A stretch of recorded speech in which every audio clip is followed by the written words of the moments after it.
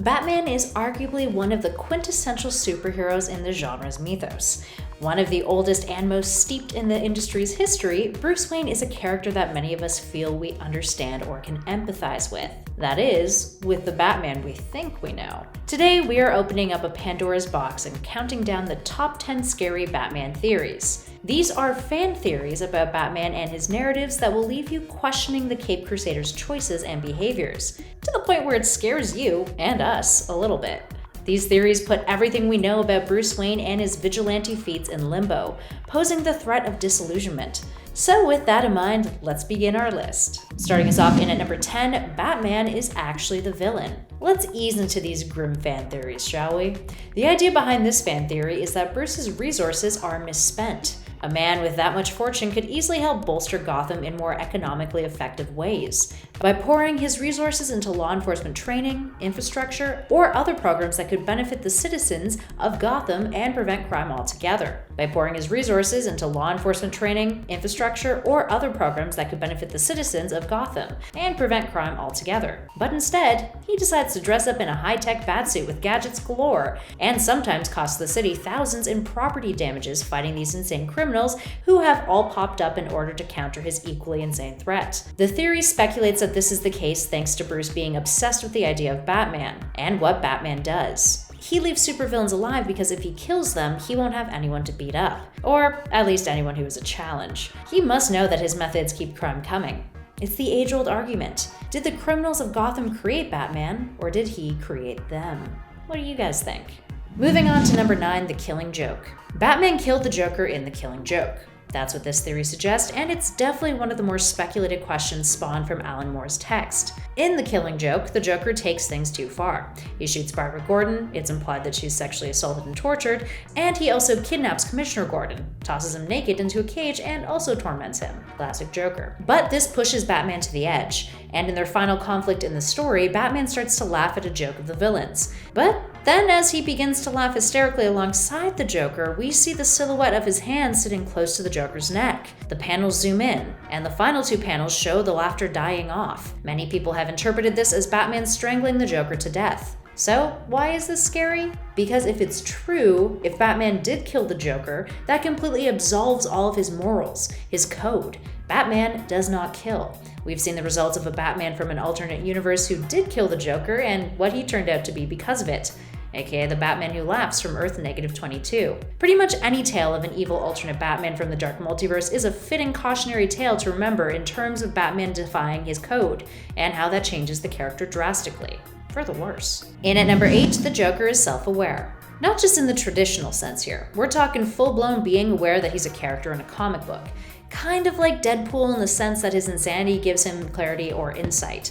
Now, some people have speculated that this is actually a power of the Joker's. His insanity is actually some sort of super sanity. This primarily comes from a mention of the term super sanity by Grant Morrison in the Arkham Asylum comics, in which it's described that the Joker sees the world as it truly is, and how absurd it is for the world to believe in a man in a giant batsuit calling himself Batman. I mean, he's not wrong.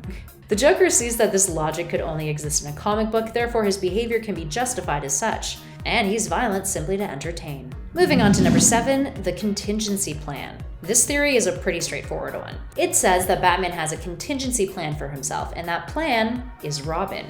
Batman is a character who constantly has a backup plan. He's overprepared for every situation he willingly walks into. So storylines the likes of JLA Tower of Babel make perfect sense. In that one, it's revealed that Batman had a contingency plan in place for each member of the Justice League, in case any of them were to turn evil or corrupt. Within that line of logic, wouldn't it make sense that Batman would also have a contingency plan in place for himself? If he ever was manipulated or turned evil for whatever reason? This is where this fan theory comes in. Robin is his contingency plan. He's a character who knows Bruce like no other, with perhaps the exception of Alfred. Robin, regardless of the iteration, intimately knows Bruce's fighting techniques, his advantages and his weaknesses, and even his secrets. Why else would Batman be so adamant on training a young kid to fight crime? I mean, that question is a Pandora's box in itself, so debate below in the comments, friends. Moving on to number 6, The Dark Knight doesn't rise. Okay, so spoilers for those who haven't seen Christopher Nolan's Dark Knight trilogy here. Also, this number falls more into the category of sad with scary implications, so be warned. Be warned for the feels. Now, by the end of The Dark Knight Rises movie, it seems that all is well with Bruce Wayne. In the series, we learn that Alfred visits Florence every year on a trip, and on said trip this year, he imagines that he looks up and sees Bruce sitting across from him in a restaurant. Of course, how dare a superhero have a happy ending, because this theory suggests that this time around, Alfred is still imagining seeing Bruce sitting across the restaurant from him. What a happy coincidence it is, they suggest. Now, Alfred nods and leaves rather than being like, oh hey, you're still alive. And sure, he could be letting Bruce just live his life, but considering that when we last saw Bruce, he was piloting a plane before a bomb exploded, what are the chances that Bruce could have cleared that blast radius and lived?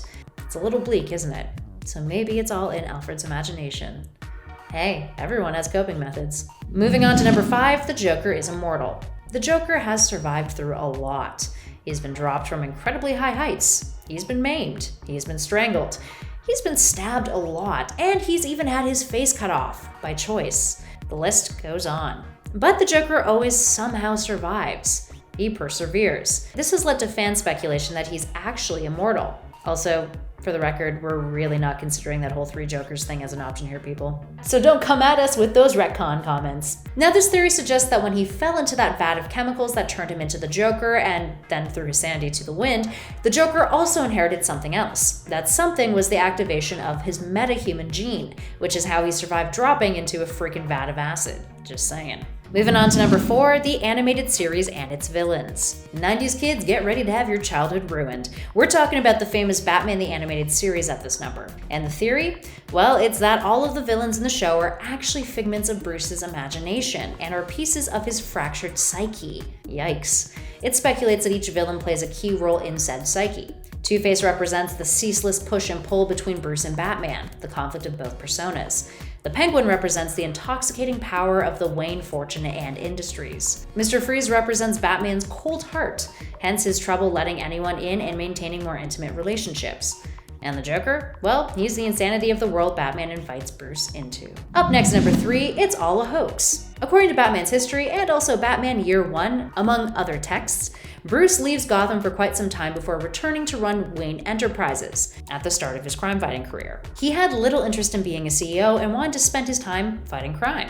Here's where our theory comes in. The idea behind this one is that, with the assistance of Alfred and a few other key players, Bruce was actually tricked and lured back to Gotham in order to prevent Wayne Enterprises from going bankrupt. The company hired actors to be criminals for Bruce to take down as Batman.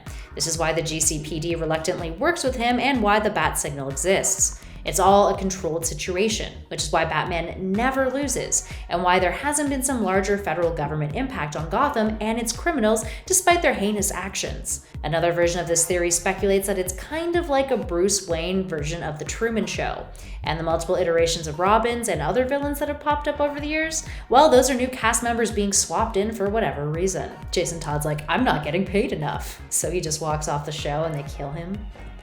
Up next, at number 2, Arkham's most prominent inmate. Take one guess as to who that title is referring to. This fan theory argues that Batman is actually an inmate at Arkham Asylum. The idea is that when Bruce's parents died, he went insane and created Batman and the entire Gotham universe inside of his own mind as a means of coping. He was shipped off to Arkham Asylum, and everyone he met there became a character in his Batman narrative. Alfred would visit and still be a voice of reason and comfort, but could never really break through. It also suggests this is why so many of Batman's foes have been doctors or scientists. Dr. Jonathan Crane tried to bring him back to reality, but because that reality was terrifying, it only pushed Bruce further into his own delusion, envisioning Crane as the Scarecrow. Same thing with Dr. Edward Nygma, whose words Bruce twisted into riddles himself. And finally, in at number 1, the Alfred theory. If you've ever heard of the Alfred is Bruce's real father theory, this one is a bit similar to that, but with much more nefarious implications. And also, Alfred isn't his father, but you'll see what we mean in a sec. This one is a bit of a saga too, so we'll try to summarize it as best as we can. The idea here is that Alfred and Martha Wayne had an affair one night. They decide it's best to keep it a secret and forget that it ever happened. But then, Martha gets pregnant. She never tells Thomas Wayne that Alfred is the father, and she doesn't tell Alfred that she's pregnant either. She ends up giving the baby boy up for adoption, with Martha and Thomas believing that they aren't ready for a child at this point in time. Martha then writes a letter to Alfred to help alleviate her guilt, but she never gives him the letter. The child that was put up for adoption grows up in foster homes and orphanages. No one wants him because he displays early signs of psychopathy and is constantly causing trouble. He eventually goes mad. Years later, Bruce Wayne is born. Alfred stumbles on the letter and is furious. He could have raised that child with love. So he decides to follow the Waynes out one night with malicious intentions. And surprise, surprise, he is the one who ends up shooting them in the alleyway. He decides to keep Bruce alive so that Bruce knows the pain of growing up parentless. That is savage. And eventually, that half-brother of Bruce's, well, he turns out to be the Joker. What a way to end a list with some really, really dark stuff. Alright, there we have it, friends. What other fan theories can you think of about the Caped Crusader that you find scary? Give us a shout in those comments below and let us know your thoughts and feels. If you dug this video, show us some love by hitting that like button, sharing it with a friend, and subscribing to Top 10 Nerd if you haven't already. In the meantime, thanks for watching, friends. I'll catch you all in the next video.